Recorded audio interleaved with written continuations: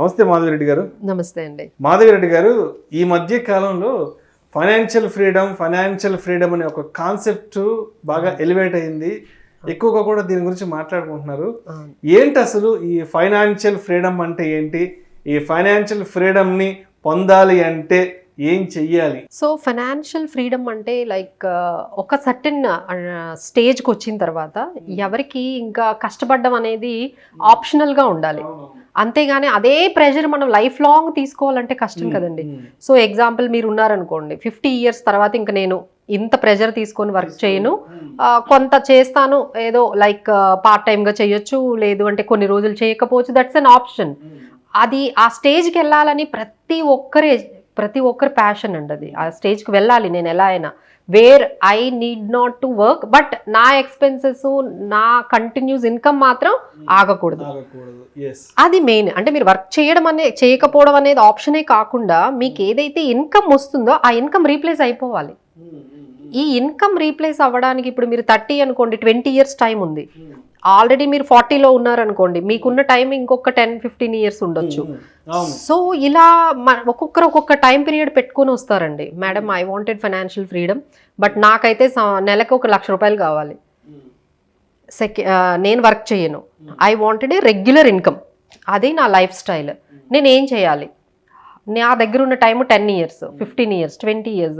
ఇలానే మా దగ్గరకు వచ్చిన ప్రతి క్లయింట్ మాకు టార్గెట్ పెడతారు.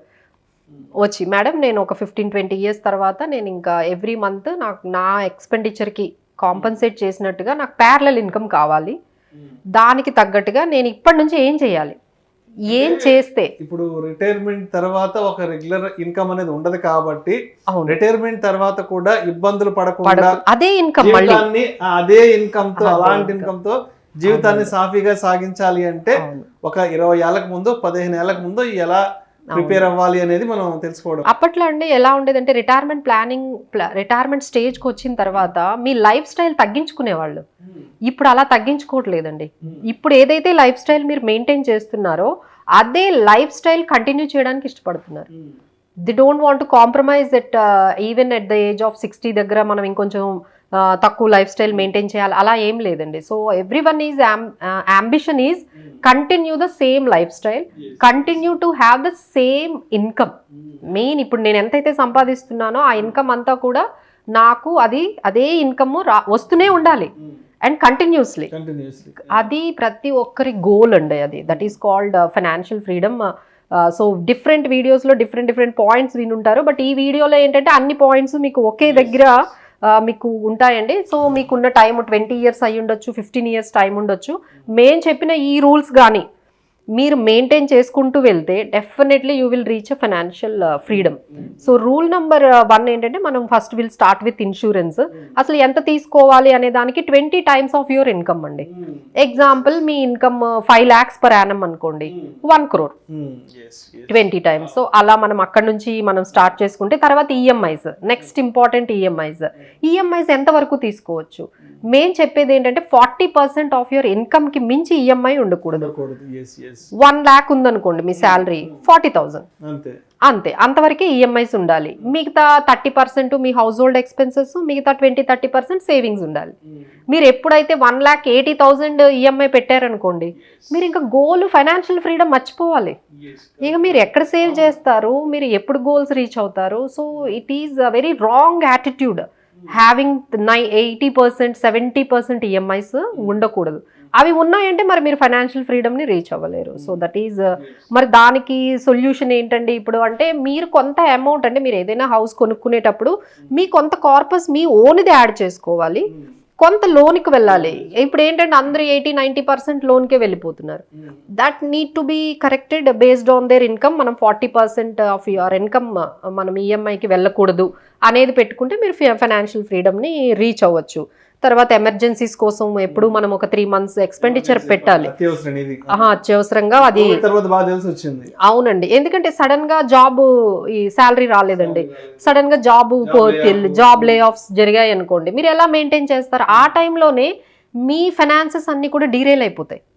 ఆ టైంలో ఏం చేయాలో తెలియక సో లేదు అంటే ఒక యాక్సిడెంట్ జరిగింది, మీరు 4-5 months వర్క్ చేయలేకపోయారు.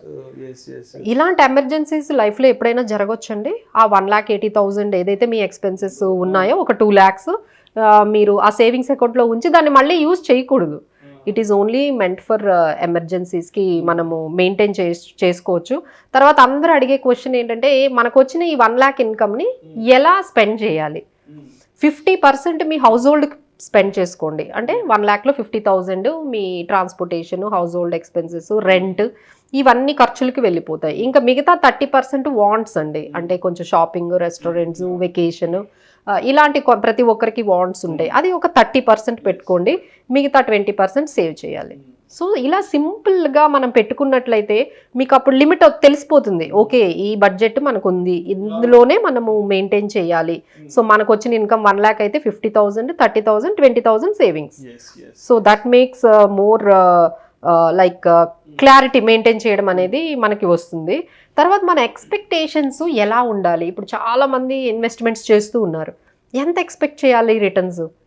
రీజనబుల్గా ఉండాలండి. ఇప్పుడు మీరు ఈక్విటీ మ్యూచువల్ ఫండ్స్లో ఉన్నారనుకోండి 15%, అలా ఎక్స్పెక్ట్ చేయడము. డెట్, బాండ్స్ ఇలాంటి కేటగిరీస్కి వస్తే మీరు ఆల్మోస్ట్ 8 to 8% అట్లా. ఇక ఇంకా ఎన్ఎస్సి సర్టిఫికేట్స్ ఇవైతే 6 to 8%, ఫిక్స్డ్ డిపాజిట్స్ అయితే ఇలా కొంచెం ఎక్స్పెక్టేషన్స్ మనము కరెక్ట్గా పెట్టుకున్నాం అనుకోండి, మీకు మనీ ప్రిన్సిపల్ అని పోగొట్టుకోవడం అనేది తగ్గుతుంది. So that you can protect your wealth by do this kind of expectation. అంటే రియలిస్టిక్గా ఉండాలి. రియలిస్టిక్గా ఉంటే మన వెల్త్ని మనం ముందు ప్రొటెక్ట్ చేసుకోవాలి. రిటర్న్స్ పక్కన పెట్టండి, ముందు సేఫ్టీ అనేది, ప్రిన్సిపల్ అనేది మనం మెయింటైన్ చేసుకోవచ్చు. నెక్స్ట్ వన్, ఇప్పుడు మనం అనుకున్న క్వశ్చన్, ఫైనాన్షియల్ ఫ్రీడమ్కి ఎంత అమౌంట్ అవసరం అవుతుంది? ఆ కార్పస్ని ఎలా క్యాలిక్యులేట్ చేసుకోవాలి? చాలా సింపుల్ అండి అది. ఇప్పుడు మీ ఎక్స్పెండిచర్ లెవెల్ 50,000 per month అనుకుందాం. ఇంటూ 12 per annum ఎంత అయింది? 6 lakhs అయింది.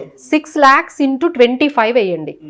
6 lakhs ఇంటూ 25 అయితే 1,50,00,000 వస్తుంది. ఈ 1,50,00,000 కానీ మీరు బ్యాంక్లో వేసుకుంటే జస్ట్ 4% కైనా మీరు ఇన్కమ్ తీసుకుంటే అదే 50,000 మీకు మళ్ళీ వస్తుంది. సో మీరు ఫస్ట్ మీ ఎక్స్పెండిచర్ ఎంతో పెట్టుకోండి, మల్టిప్లైడ్ విత్ 25 times వేయండి. మీ ఇయర్లీ మీకు ఎంత అయితే ఎక్స్పెండిచర్ అవుతుందో ఆ ఇయర్లీ ఎక్స్పెండిచర్ 6 lakhs అయితే multiplied with 25 you get 1.5 crore. ఆ 1.5 crore మనం ఎక్కడైనా పెట్టుకుంటే, మినిమమే వేశాను నేను, ఎందుకంటే ఆఫ్టర్ ఇన్ఫ్లేషన్ అడ్జస్టెడ్ కాబట్టి ఇన్ఫ్లేషన్ కూడా అడ్జస్ట్ చేసి 4% మనం తీసుకుందాము.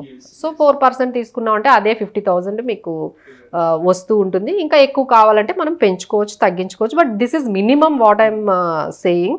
So this is very easy to calculate. మీకు ఎప్పుడు ఫైనాన్షియల్ ఫ్రీడమ్కి ఎంత కార్పస్ కావాలి అనేది ఈ పాటికే మీకు ఐడియా వచ్చేసి ఉంటుంది. సో దాన్ని బట్టి మీరు మీ ఎక్స్పెక్టేషన్స్ బట్టి ఎక్కడ ఇన్వెస్ట్ చేయాలి ఏంటి అనేది ఎప్పుడైనా సరే బెటర్ అండి. ఒక ఫైనాన్షియల్ ప్లానర్ని, ఒక ఫైనాన్షియల్ అడ్వైజర్ని మనము ఎంగేజ్ చేసుకున్నట్లయితే that will not be very costly. ఇప్పుడు మేము ఫైనాన్షియల్ ప్లానింగ్ తీసుకుంటాము, కన్సల్టెన్సీ తీసుకుంటాము, ఇట్ ఇస్ జస్ట్ 2,000 అట్లా ఛార్జ్ చేస్తాము. And there will be only 1 time payment ఉంటుంది, ఇంకేం పేమెంట్స్ ఏమీ ఉండవు. But people think it is very costly. అమ్మో ఫైనాన్షియల్ అడ్వైజర్స్ దగ్గర వెళ్తే చాలా కాస్ట్లీ ఉంటాయి, ఇంకా చాలా ఎక్కువ అడుగుతారు. అదేం ఉండదండి. It is just 1 time payment ఉంటుంది, 2,000 అక్కడితో అయిపోతుంది. And how many years your money will get double? అందరూ ఇదే క్వశ్చన్ అడుగుతారు. మేడం నేను 5 lakhs పెడితే 10 lakhs అవ్వడానికి ఎంత టైం పడుతుంది? ఇది మీ ఇంట్రెస్ట్ మీద, రిటర్న్ మీద డిపెండ్ అయి ఉంటుందండి. మీరు ఎక్కడైనా 6 అంటే మీరు ఎఫ్డీలో పెట్టారనుకోండి 6% వస్తుంది. సో 72/6 అంటారు, దీన్ని 72 రూల్ అంటారు. సో 72/6 అంటే ఎంత? 12 years. అంటే మీ మనీ 1 lakh 2 lakh అవ్వడానికి ఆల్మోస్ట్ 12 years పడుతుంది 6% పెడితే. సో అదే మీరు 15% పెడితే మీరు 5 yearsలో approximately your money can get double. So చాలామంది ఏంటంటే అన్నీ మేము చూస్తున్నామండి, రిపోర్ట్స్ ఎట్లా ఉన్నాయంటే ఆల్మోస్ట్ 175 lakh crore ఈ ఫిక్స్డ్ డిపాజిట్స్లోనే ఉన్నాయండి. ఈ మిగతావన్నీ కలిపితే కూడా అంత లేవు. ఐదర్ మ్యూచువల్ ఫండ్స్, ఎన్పిఎస్లు ఇవన్నీ యాడ్ చేసినా కూడా ఈ ఫిక్స్డ్ డిపాజిట్లో ఉన్న మనీ కన్నా తక్కువే ఉన్నాయని చెప్పొచ్చు ఇప్పటికీ. So money is lying a lot into fixed deposit, but everyone has to realize that మీ మనీ 1 lakh 2 lakh అవ్వాలంటే 12-15 years పడుతుంది. So you better take out that money and invest some sensibly. అదే మీకు 12% రిటర్న్ వచ్చింది అనుకోండి, 6 yearsలో డబుల్ అయిపోతుంది. So like that you can plan అండి. So all these are all different rules. And inflation is also very big important thing అండి. దాన్ని 70 అంటాము. 70 అంటే ఇప్పుడు మన ఇన్ఫ్లేషన్ 6 అనుకోండి, 6% అనుకోండి, అంటే ఎవ్రీ 10 yearsకి 7 years ఇన్ఫ్లేషన్ అనుకో, 7% ఇన్ఫ్లేషన్ అయితే 70/7% అంటే 10 years. ప్రతి 10 yearsకి మీ మనీ అనేది హాఫ్ అయిపోతుంది. ఎవ్రీ 10 years కండి, ఎవ్రీ 10 yearsకి మీ మనీ అనేది మీరు ఏం చేసినా చేయకపోయినా అది హాఫ్ వాల్యూ పడిపోతుంది, దాని వాల్యూకి అది పడిపోతుంది. సో అది అందరూ బాగా గుర్తుపెట్టుకోవాలండి. మీరు ఏం చేయకపోతే, వెల్త్ క్రియేషన్ గురించి మీరు కానీ స్టెప్స్ తీసుకోకపోతే మీ మనీ ఎవ్రీ 10 yearsకి హాఫ్ అయిపోతుంది. వెల్త్ అనేది తగ్గిపోతూ ఉంటుంది, దాని వాల్యూ అనేది.